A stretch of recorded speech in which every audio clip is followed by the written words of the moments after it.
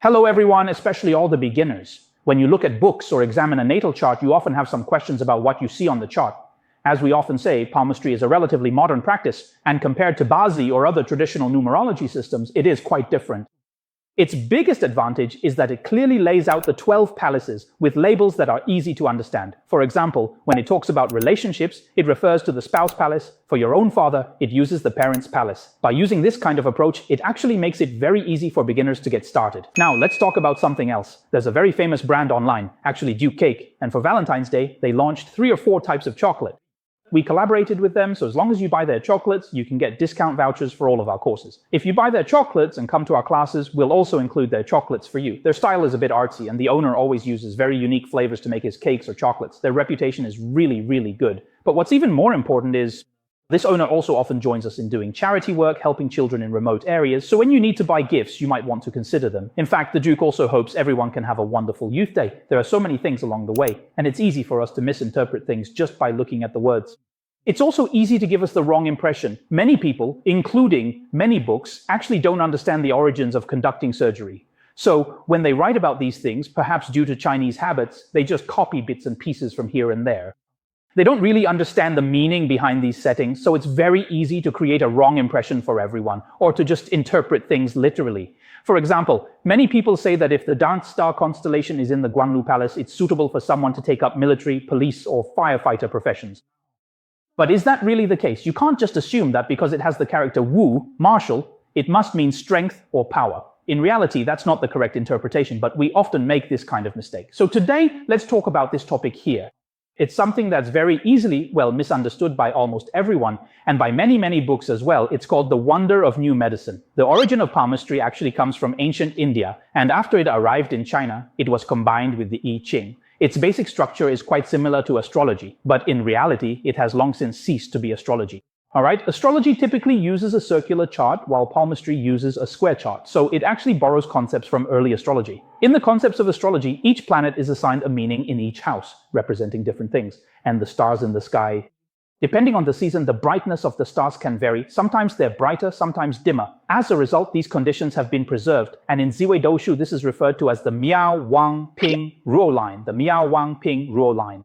Alright, depending on the different schools and books, this can actually be divided into 3 levels. What we're writing now is the 5-level system, which is the more commonly used version. Some schools use 3 levels, while others use 7. But actually, whether it's 3, 5, or 7 levels, what they're really talking about is just this star's brightness, whether it's bright or not. If it's average, that's considered normal brightness. If it's wang dang, then it's bright. If it's miao, not only is it bright, but it's also thriving, like incense burning vigorously in a temple. If it's luo, it means the star has fallen to the ground. And if it's jian, not only has it fallen, but it's even been buried in a hole. In fact, all of this just refers to the brightness of the star. When it comes to Zi Wei Doshu, it's no longer just astrology as it was originally introduced. After it was carefully combined with the ancient I Ching, the profound meaning it truly refers to ultimately returns to the very pure and wonderfully simple concept of the inherent strength or powerful energy of that particular star. That's not entirely wrong, but it's very easy for us to be significantly misled by this interpretation. I think the misunderstanding is that we tend to assume that the higher the value, the better it is, or that the more prosperous, the better. This is similar to when we talk about the so-called 6 polar stars in the Daoshu system. We all tend to think, wow, all 6 of those are good things. But in reality, for those who have watched my videos for a long time, or friends who have watched or bought my books will know that when we talk about fate and destiny, we always emphasize something very important. In life, there is no absolute good or bad. You might think, hey, this person has had an unhappy marriage all their life. But on the other hand, they can focus on their career. A lot of the pain in life is actually constrained by established social values. If in this society, everyone believes that a person must know how to swim, but you just happen to be someone who can't swim by nature, then it seems like you're somehow worse off. But in reality, this is an extremely mistaken notion. Much of our suffering in life comes from this very place, and that's why we keep emphasizing this point. In the study of fate, neutrality is very important. There is no absolute good or bad in people. The key is whether you place your traits in a suitable environment and in a place you find valuable. Let's come back to this point. This is also the case with the Miao, Wang, Ping, and Ruo lines. When we look at the literal meaning, we might think that Miao and Wang are brighter or more important, while Ping and Ruo seem inferior. But is that really the case? Well, in reality. But that's not actually the case. We can only say that in this position, the planet is more vigorous, its brightness is better, and it exhibits more of its inherent qualities. So, when a planet is in the Miao or Wang position, its characteristics are more pronounced. When it's in the ruo or ping position, those traits are less obvious. It's like the sun. When it's in a strong position, it's like the midday summer sun, very clear and bright. But when it's in a weak position, it's more like the sun on a cloudy day. Or it's like the setting sun in the west, where it's supposed to be bright. It's still bright, but the way you perceive it will be different. This is actually what the terms miao, wang, ping, and ruo truly represent behind the scenes. But this doesn't mean it's good or bad. It's definitely not something to be judged from that perspective. For example, let's say, as we often mention, if on a natal chart for a woman, the sun star is the ruling star, then the ancient text might tell you, oh, this person will bring misfortune to her husband or children. Bringing misfortune to her father or anyone else. When your father was born, his natal chart was already set. His chart might indicate that he could pass away during the 4th or 6th major period, so how could you possibly bring misfortune to him? You were born after him. So, the real reason behind this is that women with the sun as their ruling star like to take charge of everything. They feel that they are the ones who should have the authority in the family. But in the context of ancient times, people would think that a woman like this is disobedient. You really make me so angry. You're bringing me misfortune. Or, why can't you just be obedient? A woman's virtue is to have no talent. But has anyone ever considered that if, at this time, her sun star is weak or delicate, she might still want to do these things, but she wouldn't do it with such a forceful attitude? At this particular point in time, it's actually women with a significantly stronger and more prominent sun star who are much more likely to inadvertently cause various conflicts within the family unit or in their personal relationships because of their inherently more dominant and assertive personalities. So what's wrong with that? Wow. Or as is often mentioned, in this position, when these two stars are together, it's quite a coincidence. When the sun is in this position, both stars are in the root position, borrowed over as well. People with this placement, whether it's in the life palace, a spouse palace, or career palace, are often told that it's a very, very bad state. Both of these positions, Lianzhen and Tanlang, are considered to have fallen off the line, called the Lian-Tan fallen line, which sounds pretty bad. But is it really like that? In reality, we find that people with this placement actually understand better how to use their interpersonal relationships in society, and they are more adept at breaking established social conventions.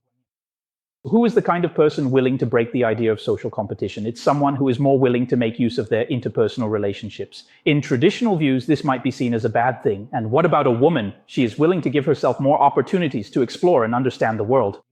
In the eyes of people in ancient times, a woman who seeks more opportunities to build connections is considered promiscuous, so they would tell you that this is a bad thing. But in reality, what I want to tell everyone is that you absolutely cannot judge things this way. Why? Because every star actually has things it needs to possess, things it cares about, but it is never about that so-called downfall or disgrace. For example, the key point for the Tianfu star or the YouTube Ku star is that it needs to have the Lukun star. In other words, every star has things it needs to possess. For instance, the Zi Wei star needs to have 6 auspicious stars gathered from 3 or 4 directions. Or when the Zi Wei and Qixia stars are together, the Zi Wei star will draw upon the energy of Qixia to become more authoritative. This transformation makes it not only someone who needs to maintain appearances, but also someone who knows how to wield power. This is different from a pure Zi Wei star, which only seeks nobility and prestige. That would be much better, in my opinion. But as long as you follow the proper path, it's fine. Even if I have the 6 G stars in the 3 or 4 key positions, as long as I have help, I can manage. So every star actually has things it needs to pay attention to. All right, after you have these things, then you can start to compare the lines of decline and prosperity. For example, I only have the Qixia star, and in my 2nd and 3rd palaces, I have the 6 G stars. That's different from another group with Zi Wei and Wang Ruo. Then I compare our abilities with each other and see whether I need to be like that right now. At this point in time, do I really need such a strong and vigorous personality? Over the years, I've had such a strong personality, but when I was at my most forceful, my environment couldn't provide the support I needed. So wouldn't I actually feel quite miserable? But if, even though I have certain expectations for myself, I don't demand so much from myself in terms of my path or position, then even if I encounter unfavorable situations in my environment, I won't feel as upset. In fact, this kind of situation is the real scenario we encounter when discussing fate and destiny. The study of fate should be serious, helping us find a state that suits us on our natal chart, rather than using a fixed set of values to tell you what to do. Oh, you're just off track. That's not good. Because you're off track, your marriage will be bad. Come on, if that were the case, then 70% of marriages in Taiwan would be bad, right? Does that mean 70% are off track? In our teaching, we place great emphasis on the flexible application of natal charts. Those who have attended our classes, or for example, people who have taken our courses will know this. Here with us, we'll tell you everything and make sure you know exactly how to use it. Why? Because when it comes to Zi Wei Doushu, you have to use it comprehensively. It can never be interpreted by looking at just one aspect or one star in isolation. You can't just look at one thing like saying, oh, the Jumen star is in the life palace, so this person will have disputes when they speak. In reality, if the Jumen star is in the life palace, but at the same time, on that same chart, the sun is in a weak position, this person actually doesn't really know how or doesn't want to argue with others. So when you're learning, there are actually a lot of little techniques like this. That's why in recent years, we've had more and more students, even within our student community. There are a lot of people who are lawyers, accountants, or doctors, people in professions that place a strong emphasis on logic because we really stress that everything on the natal chart must have a clear rationale behind it. We would never say that if someone has the Tan Lang star, it definitely means they're flirtatious, or if they have the Po Jun star, it definitely means they're promiscuous. We would never tell you things like that. Instead, we'll explain to you that what is the reason behind it? Under what circumstances would it not turn out that way? What are its strengths? We'll tell you when you should use certain approaches and when you should use others. Every natal chart is influenced by time. You as a person are not that simple. When you're 30, 40, or 50 years old, your values regarding relationships will definitely change. How could you possibly discuss this matter using only the spouse house in a single natal chart? Your views on friends, your views on family, all of these change over time. In the course, we'll teach you how to use the transit chart and which house your major transit is moving through, which will indicate what you should pay attention to and how your values might change. So how will your perspective on relationships change? Maybe you were a goody two-shoes back in college, but then in your third or fourth major transit, after you start your own business and become a boss lady, you might think, all men are jerks, I want to play around with every man in the world. Yet it's still the same natal chart, the same spouse house. But in reality, your attitude changes because your transits are different. This is actually an extremely important technique in Zi Wei Doshu because the natal chart is different from what you might expect. There will be situations caused by these butterfly effects. And because of this, it allows you to understand why the sibling palace, spouse palace, children palace, each palace doesn't just represent its literal meaning. So when there's a problem with your sibling palace, how do you distinguish whether the problem is with your siblings, your friends, your health, your cash flow, or maybe your mother is ill? How do you tell the difference? In our course, we will use very scientific and logical methods to make this all very clear to you. You'll be able to make clear judgments and accurately pinpoint the timing of events, all based on a complete and logical system that you can rely on. Many books will consistently tell you that this particular line of decline or destruction is, without a shadow of a doubt, a truly bad and undesirable thing. However, in the grand scheme of reality, sometimes possessing a softer, more empathetic, or even a weaker heart can, in actual fact, be a profoundly good and beneficial thing for an individual. Sometimes when you're a bit weaker, it can actually reduce the chances of your strong desires negatively affecting your own life and relationships. So from this perspective, how can this line be a bad thing? So everyone, remember one thing on your destiny chart.